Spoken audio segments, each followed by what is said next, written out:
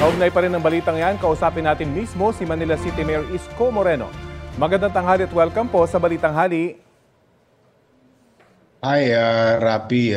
Magandang tanghali sa iyo at sa ating mga staff dyan sa Balitang Hali GMA7. Opo, base po sa inyong investigasyon, meron na ba kayong initial na investigasyon kung sino yung nasa likod ng mga nanggulo? Iisang grupo lang po ba ang mga ito?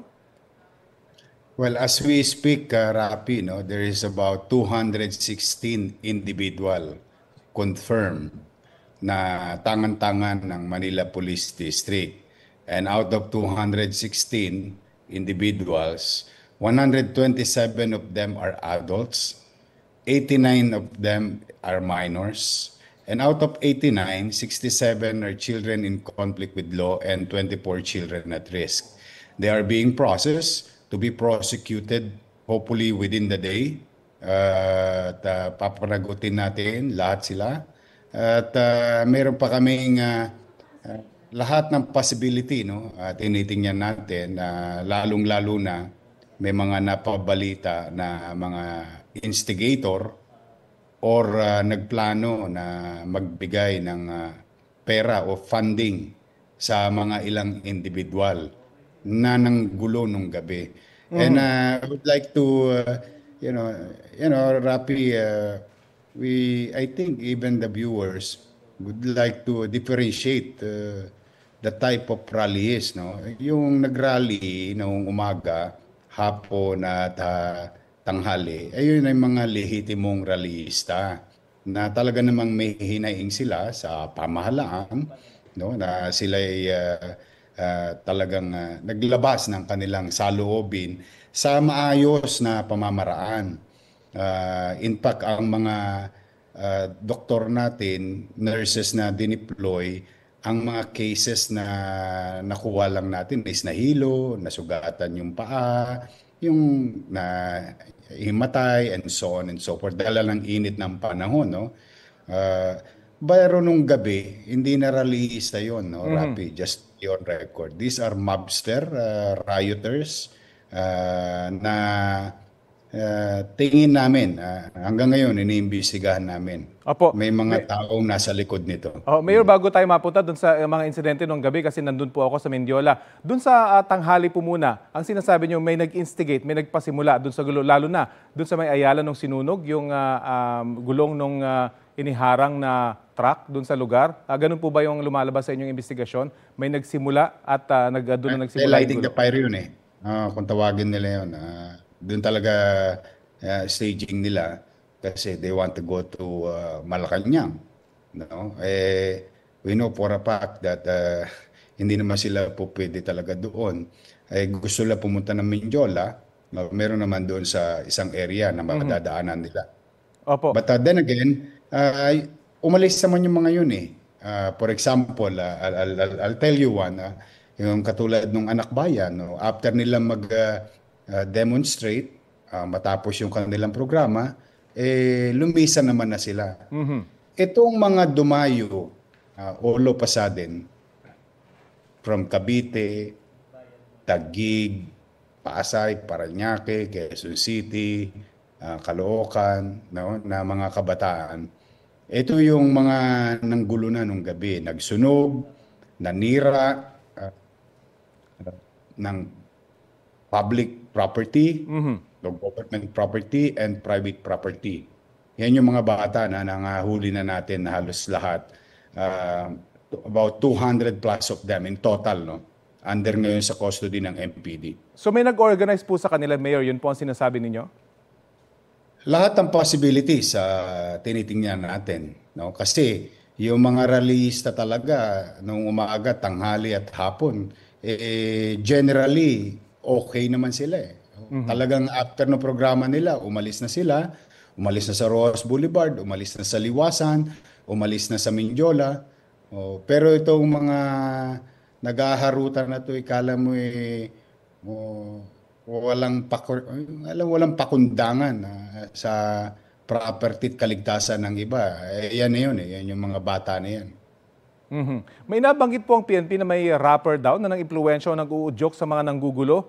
Na-determine na po ba kung tama itong impormasyong ito at sino po ito? I will let PNP do the investigation. But again, ulitin ko, no, Rapi. And baka hindi lang yan rapper. Meron dyan na abogado, tinitingnan namin. Yung isa naman, dating politiko sa Maynila, tinitingnan namin. Kasi a few days before, I have intelligence report na may mga initiator or instigator na nagpa-fund sa mga batang ito. Alam mo, siyempre, Rapi, yung 500 piso, 1,000 piso, ibigay mo yan sa kanto, bukas sa bukas, lalabas yung mga yan. But then again, sketchy report pa yan, continuous naman ng investigation. But for now, for the sake of our people in Manila, who are watching right now, there are about 216 individuals who are apprehended and will be charged. No? Yan ang sitwasyon ngayon. Opo, kahapon po kasi may mga magulang na lumapit doon sa aking kinaroroonan at sinabing na aresto yung kanilang anak base doon sa mga litratong lumabas. Saan po ngayon nakakulong itong mga ito at sino yung pwede nilang lapitan kung gusto nilang i-clarify kung talagang nadamay nga yung kanilang anak dito sa kaguluhan at naaresto, Mayor? Nasa MPD sila at kung saan sila lalapit, ay kumuha na sila ng abogado. Binaboy nila yung Maynila eh. Opo. Sinira nila yung mga gamit. Opo. Ng Very quickly, pribado, meron na po but, ba kayong estimate kung magkano yung nasirang government facilities? We are still doing estimates about the vehicles, the motorbikes, the stoplights, the ilaw, CCTV, yung mga barikada na permanent closure, closure rail para sa traffic, and so on and so forth. Opo. Maybe in a week o 10 days from now, matototal na natin lahat halos ng danyos. Kasama po yung mga motor. I would assume ito yung mga private na motor na nakita nila doon sa gilid. May impormasyon din po kami, may tinamaan na baril. No, Rapi, Opo. just for the record, yung isang motor, government yun, may-ari nun. Okay. Yung isang motor, private. Oo. Okay. May impormasyon din po kami na may tinamaan daw po ng baril doon sa kaguluhan. So far, chismis pa lang. Okay. Sige po. Walang report. In fact, Rapi, may mga kumakalat, no? Ito, at least live tayo, maraming nanonood ng mga magulang. May mga kumakalat ngayon sa mga chat group na 30 daw ang patay. Hinahanap pa namin yung patay, hindi pa namin makita eh. Wala rin naman sa ospital. So imposible naman na may 30 namatay, no?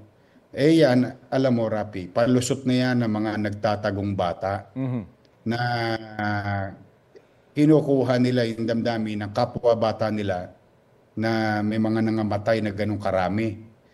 Pero sa totoo, wala pa naman kami sa mga puninarya namin, wala namang reported. Saka hindi yan makakalusot sa media Ayun kung nga talagang ganyan karami yung... I mean, Rapi, let's be honest to ourselves, di ba? You cannot hide those things. Kaya sa mga magulang, no, and let me use this opportunity sa mga magulang nanonood sa Visayas at Mindanao, Northern Luzon, Southern Luzon, ay pumanatag po kayo yung inyong mga anak na nakadormitoryo dito sa U-Belt. Ay panatag na po ang pamumuhay nila. Ang kalsada sa Recto, Moraita, Legarda ay nadadaanan na po at ang mga dumi ay nalinis na po. At hanggang ngayon po, as we speak, naglilinis pa rin kami ng mga vandalism na ginawa nila. And trying to fix the mess na iniwan itong mga individuals na to or organisasyon. Abangan po natin na magiging resulta ng inyong investigasyon. Maraming salamat po sa oras na ibinahagi niyo po sa Balitang Hali. Hindi lang investigasyon. We will file case in a matter of few hours. They are being processed already. Yung investigasyon, Rapi, dagdag na lang yun sa mga tao. And in fact, sa mga magulang na mga suspect, kung ako sa inyo, kausapin nyo na yung mga anak ninyo at tulungan ang pulis na ituro na ninyo kung sino yung mga taong behind that. Kasi kung hindi, kayo lang ang kayo lang ang babalikat sa problemang binigay ninyo sa Maynila na inyong pananagutan sa mata ng batas. Opo, nabanggit niyo po yung mga kumakalat sa mga chat group. Meron din po kaming impormasyon na may video rin na kumakalat about sa isang patay. May nakita ho ba kayong ganitong video? Wala pa naman, Rapi. As lahat naman ngayon kasi we cannot just trust these things. Very crucial yung investigation and we don't want to be disturbed by noise. We just want to take it as it is, no? May sinira sila, pinerwisyo nila yung pribado at nananahimik na komunidad, pananagutan nila. Yung mga sinira naman nilang gamit ng gobyerno, pananagutan nila. Okay. Diyan kami after ngayon. Yun din po Na, siguro ang panawagan. managot sila sa ginawa nilang mga bagay. Yun din siguro ang panawagan natin na lahat ng impormasyon na manggagaling dyan sa mga yan, i-verify muna para malaman Yes, kung totoo tama ka, o hindi. Rapi. Tama ka, Rapi. Maraming salamat po sa oras na binahagi nyo sa Balitang Hali. Thank you, Rapi. Mag-ingat kayo. Si Manila City Mayor Isko Moreno.